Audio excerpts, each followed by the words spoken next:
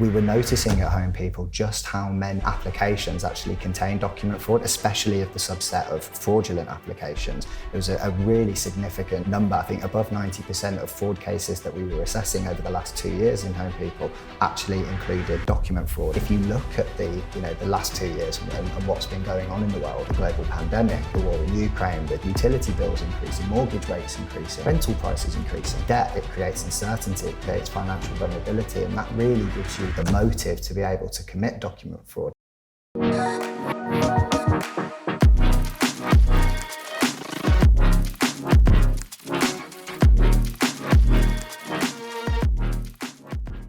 Welcome to Let's Talk About Tech. It's my great pleasure to introduce to you Harry Foster. You made your long way from the UK. Great to have you. Thank you very much for having me. I'm really looking forward to being here. So Harry is head of growth at Homeppl, if you want to Google it. Yep. How did that come about? How did you end up working in a startup and fostering growth? So my background is actually in digital marketing to start with, and I came on board at Homeppl a couple of years ago to help boost their SEO presence on Google, as well as help out with some campaigns in the rental sector. But then my role just sort of merged into more of a product marketing role, and when we launched our new product, Fraud Finder, I really started taking ownership of the growth of Fraud Finder essentially, and that's where we find ourselves now. And typically for a startup, for scale-up, you're a shareholder yourself, so you really feel the startup life and you basically go with the roller coaster ride of a startup. Absolutely, yeah. I love the ability to be wearing many hats at this point in my career, and like you say, got a dedication to the product that we're launching, and I can really see a real great application for it now, as well as for in the future as well. What have you done previously? I mean, I think there's many people out there, founders, investors, they wrap their heads around this whole topic of growth all the time. How do you become a really good growth hacker? So the role that I held before Homeppl was at a digital marketing agency that had offices in Birmingham and London, and I learned a lot of the tricks of the trade there when it comes to digital campaigns and performance online. That really helped with a few of Homeppl's products at the start, more of our B2C products, guaranteed. But prior to that, I was working for a global sort of conference and events company, and had dipped my toes into many different industries, such as mobility, wealth, and got to learn, I guess, just how different things work in different industries, and you pick up experience that way. Very interesting. So would you say that this diverse background helps you today in your job? Absolutely, yeah, definitely. I think so. It's interesting. So also in a startup, sometimes things change, right? A product starts, and then you have a side product that ultimately takes over and becomes a key product, yes, right? Correct. A little bit of the story of Homeppl, right? Or Homeppl. What's the story behind this startup? How did it start? So the Homeppl brand essentially, and the company started when our founder and CEO Alex Saidi's was trying to get rental property in the UK when he was wanting to study here. Study in the UK in Warwick, I think it was, as part of doing his business degree, and would get rejected on multiple occasions to a number of different rental properties, or been able to having to pay 6 months up front instead of being able to secure a rental property like anybody else. Students don't have that sort of money to be able to pay to it. So that's really where the idea came from. Technology.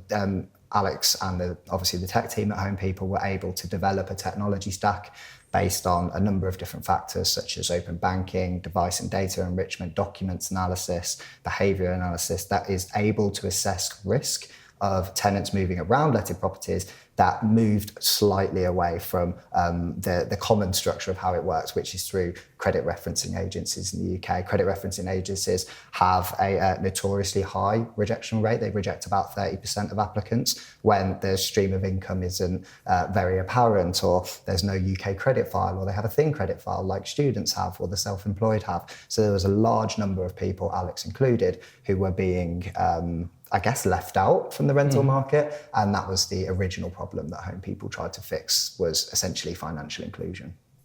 And financial inclusion is an impact topic, right? We can see that as investors. We're also investors, proud investors in Homeppl. And we know that there's also an impact fund from basically day one who supported the company. Yeah.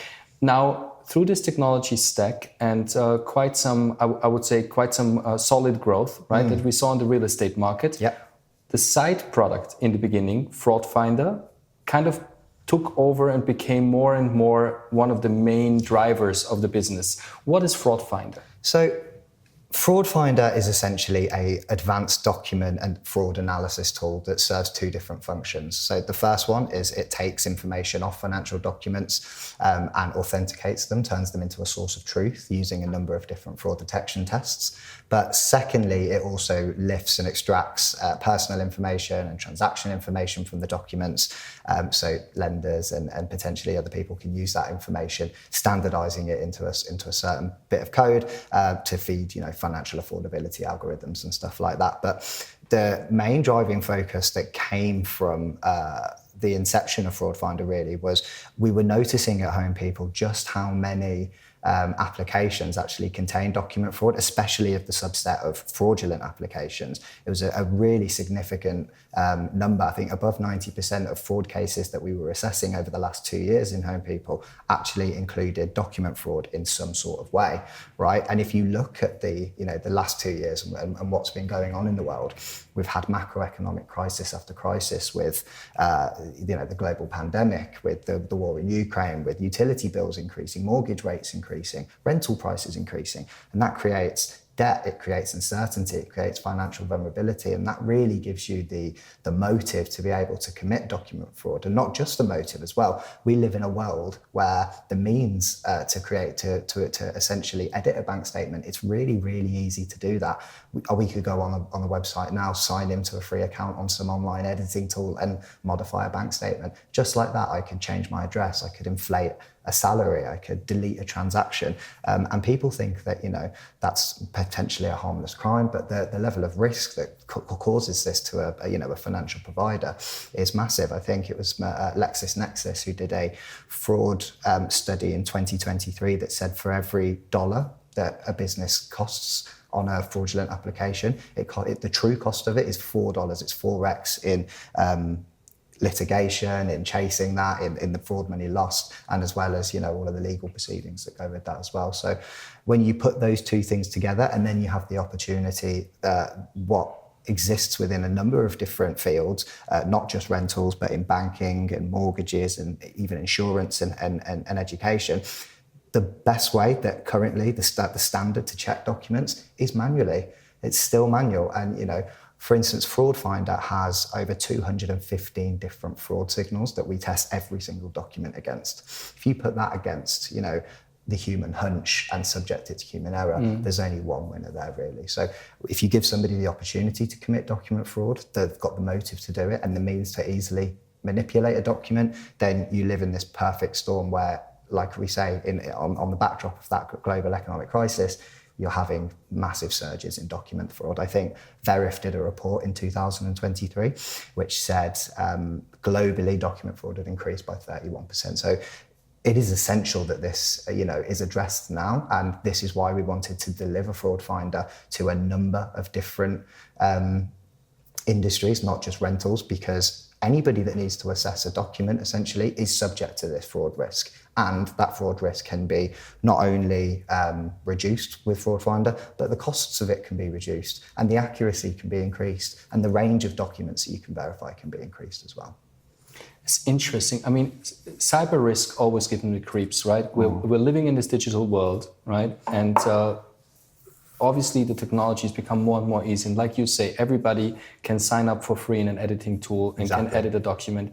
Is it really in a stage where you visually would not recognize document frauds? Absolutely, yeah. You could go onto Homeppl's website and look at any number of the case studies that we've put up, and there is examples on there of deleted data that a fraudster has deleted from the original file. There is no way a human can magically like restore deleted data with their eyes to see what had been deleted, but that is one of the tests that we can run on Fraud Finder. With certain softwares, we can see and pinpoint exactly using science and data where that information had been deleted, and in some cases, which bits of data had been deleted as well. And you can even restore it? We can restore it with certain softwares, yes. Wow.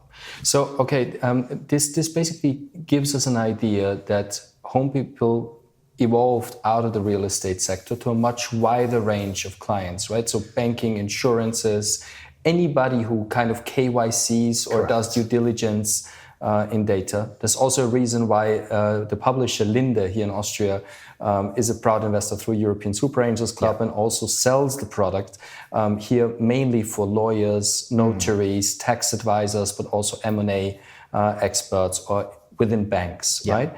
Now, I know you have already a good set of clients in this area. Have you found these figures that you told us before about the LexisNexis report?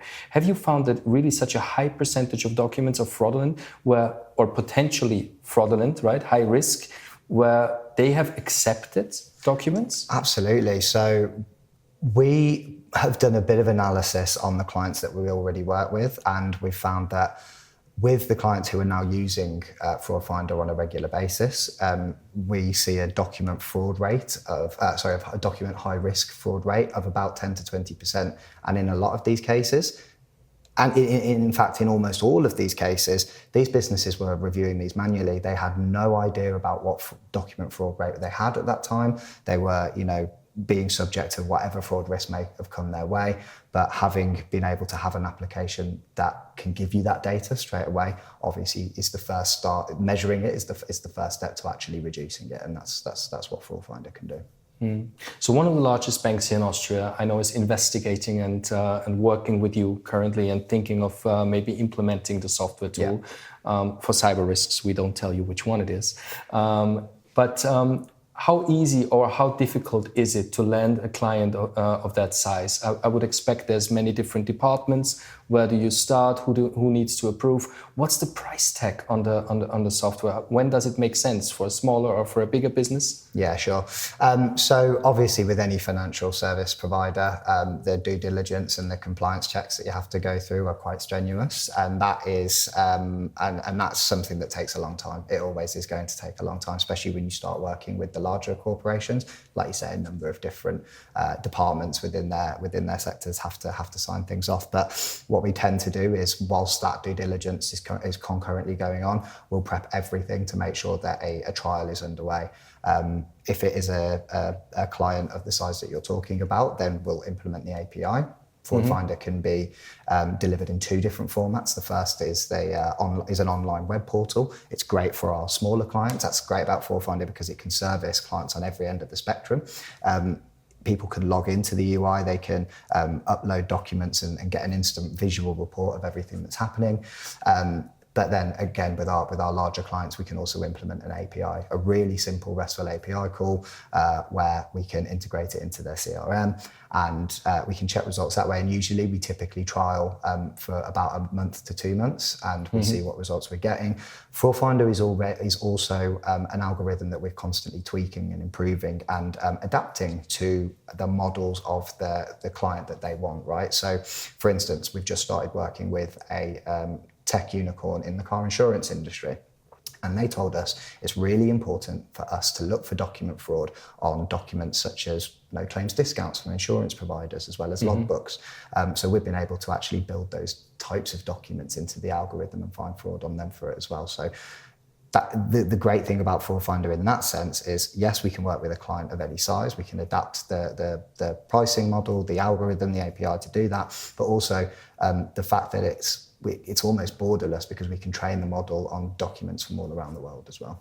When you say we train the model, the obvious, most important and biggest elephant in the room comes to play, the artificial intelligence. Yes. Is this artificial intelligence or is it human intelligence improving the algorithms? This is artificial intelligence. This is a system where we use our very valuable database that is constantly being added to.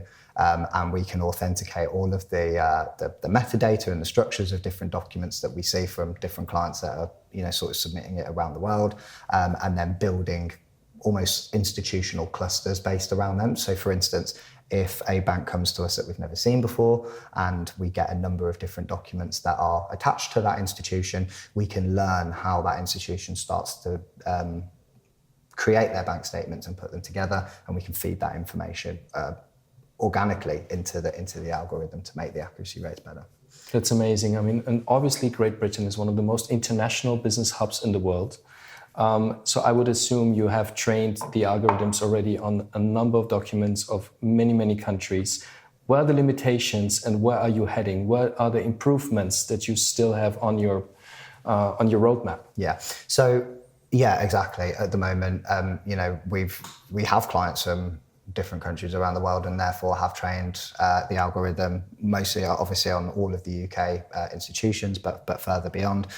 Where are we going with our roadmap? We just want to add more documents, right? We envision the workload of any institution who needs to assess a document to be almost zero. We want to integrate with document sort of storage holders like Google Drive and Apple, and we want to make it as seamless as possible for a document to be uploaded and then instantly be verified and checked, whether that's PDF, whether that's JPEG, whether that's a scan, whether that's a law contract, whether it's a tenancy contract, whether it's a bank statement. We just want to add as much value to and enrich all of these companies with the documents that matter most to them. That's amazing. If you're an Austrian client, you might be a user of Urio. Here, this will be implemented quite soon. We're currently working on this at Linde Publisher. All the other mentioned drives, like Google Drive, the SharePoints, etc., I'm sure you will hit quite soon. With a head of growth like you, I'm confident that Homeppl's story will grow and grow. Thanks for watching. Don't forget to subscribe. And thanks for stopping by here in Vienna. We now need to head to the tech dinner. Great stuff. Thank you very much for having me.